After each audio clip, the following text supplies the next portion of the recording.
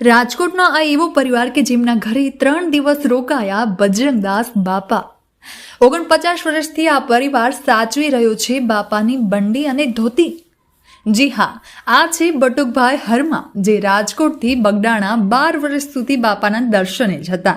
જેમને બાપા પર અતૂટ શ્રદ્ધા હતી, એટલે બટુકભાઈ આમંત્રણથી બાપા 3 દિવસ માટે બટુકભાઈના ઘરે રાજકોટ આવ્યા, જ્યાં ભજન અને ભોજન કર્યું।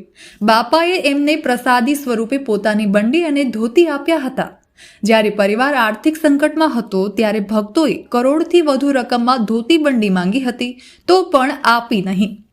બાપા રાજકોટ રહ્યા બાદ બગડાણા ગયા અને બીજા દિવસે જ બગડાણામાં પોતાનો દેહ છોડી દીધો।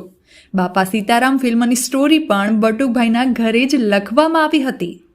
બટુકભાઈના પુત્ર હરપાલભાઈ અને પુત્રવધુ નિશાબેને વધુમાં કહ્યું કે અમારી પર લાખોનું કર્જ હતું, એમાંથી અમે મુક્ત થયા છીએ, માટે અમારી પર બાપાની કૃપા ખૂબ છે। આજે 49 વર્ષથી બાપાના નામની અખંડ જ્યોત પ્રજ્વલિત છે અને સૌ લોકો પૂનમ ભરવા અમારા ઘરે આવે છે।